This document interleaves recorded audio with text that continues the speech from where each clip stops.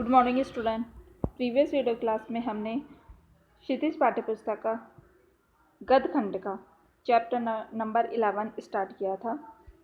ईदगाह है, पाठ का नाम था। प्रेमचंद द्वारा रचित यह कहानी है। हमने लेखक परिचय तथा पाठ परिचय कंप्लीट कर लिया था प्रीवियस क्लास में। आज हम इस पाठ का सारांश रीड करते हैं। देखिए, पाठ का जो सारांश है, सबसे पहले वो कहानी की तरह मैं आपको बता दूं कि जो पाठ परिचय देखिए, ईदगाह कहानी बाल मनोविज्ञान पर आधारित प्रेमचंद जी के द्वारा रचित कहानी है। इसमें ईद के त्यौहार को आधार बनाकर जो अभावग्रस्त मुस्लिम ग्रामीण परिवार, यानी कि जिनकी आर्थिक स्थिति ठीक नहीं होती है, उस परिवार का चित्रण किया है। अभावग्रस्त बालक यानी कि जिसके पास पूरी सुविधाएं नहीं थी, बचपन में ही बड़ों के समान समझदार हो जाते हैं। कहानी के नायक हामिद का चरित्र इसका उदाहरण है। कहानी में जो पात्र है यानी कि जो नायक है, उसका नाम है हामिद। हामिद एक बच्चा है जिसकी पारिवारिक स्थिति क्या है, ठीक नहीं थी और वह मुस्लिम परिवार से था। उसका जीवन अभाव से गुजरा हुआ था। हामिद के चिमटे रुस्तम ए हिंद के माध्यम से कहानीकार ने श्रम की महत्व और सौंदर्य को भी उद्घाटन किया है। अब देखिए, कहानी कहाँ से शुरू होती है। कहानी शुरू होती है ईद के त्यौहार से। ईद का त्यौहार रमज़ान के तीसरे रोजे के बीतने के बाद ईद का दिन आया। पूरे गांव में चहल पहल थी। ईदगाह में जाकर ईद की नमाज अदा करनी है। 3 कोस पैदल चलना होता है। लौटते लौटते दोपहर हो जाएगी। बच्चों को ईद की ज़्यादा खुशी है। वे जल्दी ईदगाह जाना चाहते थे। वे अपने पास के पैसों को बार बार गिनकर जेब में रख लेते। महमूद के पास 12, मोहसिन के पास 15 और हामिद के पास 3 पैसे थे। हामिद, ये जो महमूद है, मोहसिन है, ये हामिद के मित्र थे और इनके पास हामिद से ज़्यादा पैसे थे। अर्थात किसी के पास 12 पैसे थे, किसी के पास 15 पैसे थे, तो किसी के पास जो है 20 पैसे थे, लेकिन जो हामिद है उसके पास मात्र 3 पैसे थे। हामिद के माँ बाप नहीं थे। उसकी एक बूढ़ी दादी थी, उसका नाम था अमीना। अमीना का दिल कचोट रहा था, अर्थात दिल अंदर ही अंदर संकुचित हो रहा था कि सब बच्चे इतना पैसा लेकर जा रहा है और सब अपने अपने माँ बाप के साथ जो है मेले में जा रहे हैं, ईदगाह में। लेकिन हामिद के जो माता पिता थे नहीं, इसलिए वह अकेला ही जा रहा था और इस डर के कारण उसका अमीना का मन जो है, दिल जो है, कचोट रहा था। अगर सेवैयाँ पकाने की चिंता न होती तो अमीना भी उसके साथ चली जाती। सेवैयाँ होती है छोटी छोटी, जो कि ईद के त्यौहार पर मनाई जाती है। जिस तरीके से मैगी वगैरह होती है ना, उसी का ही छोटा, उससे थोड़ी सी बारीक होती है, वो होती है सेवैयाँ का रूप। हामिद अपनी दादी को विश्वास दिलाता है कि तुम डरना नहीं, अम्मा मैं सबसे पहले आऊँगा। बच्चे रास्ते की चीज़ों पर बातें करते हुए प्रसन्नतापूर्वक ईदगाह जा रहे थे। अब यहाँ तक तो हुआ कि किस तरीके से जो मेले में जाने की प्रक्रिया हो रही थी और बच्चे आपस में कितने पैसे लेके जा रहे थे, और यहाँ हो गया हामिद और अमीना का परिचय। आगे जो है उस मेले का वर्णन करते हैं जहाँ पर कि ईदगाह की नमाज अदा की जा रही थी।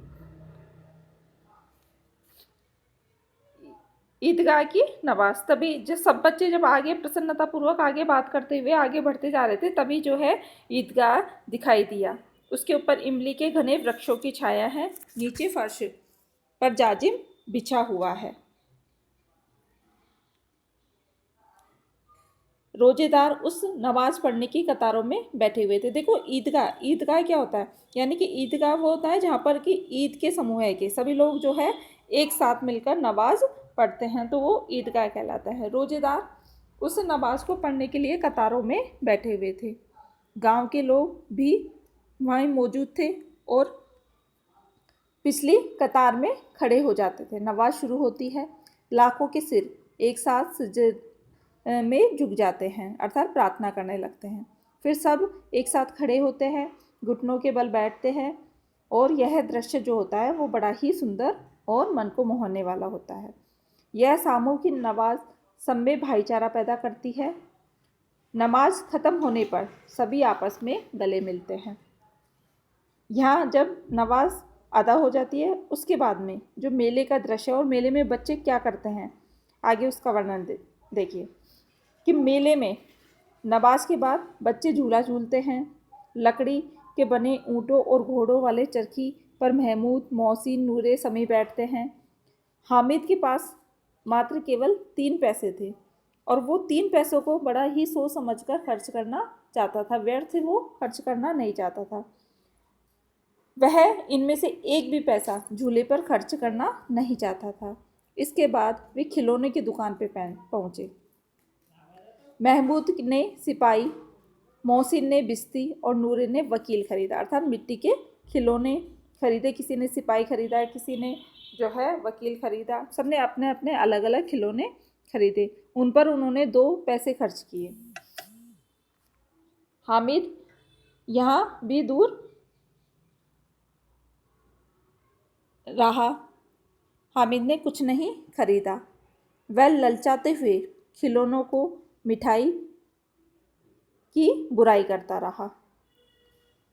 अर्थात जब बहुत से जो बच्चे हैं उन्होंने मिठाई की दुकान पर मिठाइयाँ खरीदी, रेवड़ियाँ, गुलाब जामुन, सोन हलवा खरीदा और हामिद ने कुछ नहीं खरीदा। उसकी आंखों में तो क्या थी, ललक थी। वो खिलौनों को वो भी खरीदना चाहता था और मिठाइयों को भी खरीदना चाहता था, लेकिन उसके पास इतने पैसे नहीं थे और इसके कारण वो मिठाई और खिलौनों की वो बुराई करता हुआ चला जा रहा था। आगे देखिए कि हामिद ने क्या खरीदा।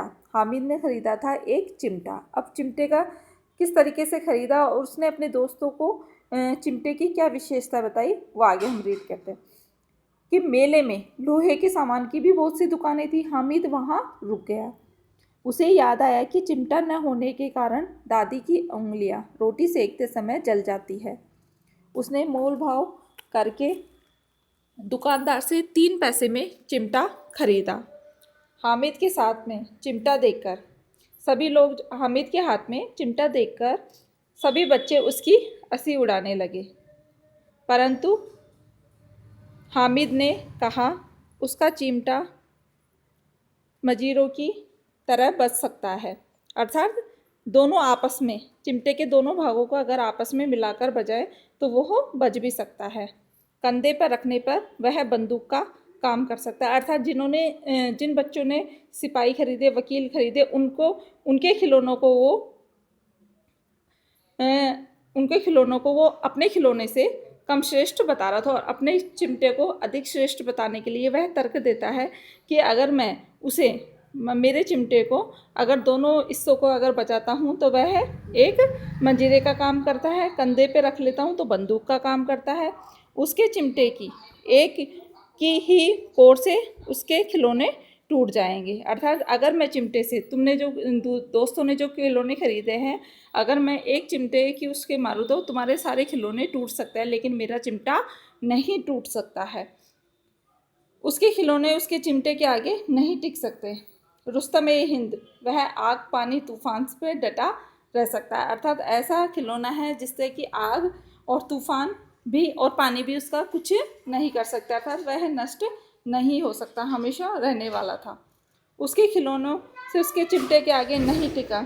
हामिद के तर्कों से प्रभावित होकर बच्चे उसके चिमटे के बदले अपने खिलौने को थोड़ी देर के लिए देने को तैयार हो गए। यहाँ आपस में इनकी सबकी बातचीत होने के बाद में जब ये सब वापस अपने गांव को वापस लौट रहे थे, अर्थात अपने घरों की ओर वापस लौट रहे थे, 11 बजे तक लोग गांव वापस लौट आए।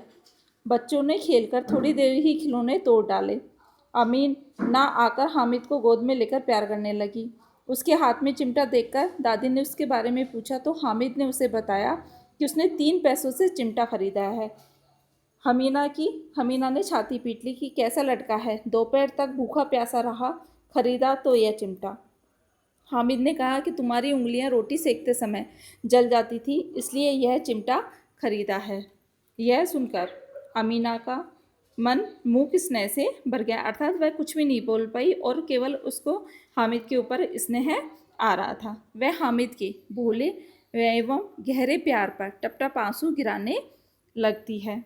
वह रोती है और दुआएं देने लगती है कि हामिद को इतना रहस्य समझ में नहीं आ रहा था, कि इसका रहस्य समझ में नहीं आ रहा था कि जो बच्चे अपनी इस उम्र में बच्चे खिलौनों के प्रति आकर्षित होते हैं, मिठाइयों के प्रति आकर्षित होते हैं, उसी उम्र का बच्चा जो है इतना समझदार हो गया है कि वह अपनी दादी के लिए चिमटा लेकर आता है। जो हामिद तथा अन्य बच्चों का चरित्र चित्रण बाल मनोविज्ञान से प्रभावित है। अभावग्रस्त जीवन जीने वाले बच्चे कम उम्र में ही जिम्मेदार बन जाते हैं। हामिद इसका प्रमाण है। उसके द्वारा चिमटा खरीदना इस बात को सिद्ध करता है और बच्चे का अपनी दादी के प्रति जो है स्नेह है वो प्रकट हो रहा है। ईदगाह कहानी के द्वारा लेखक प्रेमचंद जी ने बहुत से संदेश दिए हैं। ईदगाह कहानी में लेखक प्रेमचंद जी ने धर्म और भाईचारे और मेल कराने वाला बताया है कि जो ईद का जो त्यौहार है वो भाईचारे को बढ़ाता है और मेल कराने वाला, आपस में मिलने जुलने वाला बताया। उन्होंने त्योहारों को प्रेम तथा भाईचारे से मनाने का संदेश दिया है। कहानी में हामिद के चरित्र द्वारा बड़ों के प्रति प्रेम और आदर प्रकट करने तथा अपने उत्तरदायित्वों को निभाने वाला एवं श्रमपूर्वक जीवन व्यतीत करने का भी संदेश लेखक ने इस कहानी से माध्यम से दिया है। यह होता है पाठ का सारांश कंप्लीट। नेक्स्ट हम कल की क्लास में रीड करेंगे।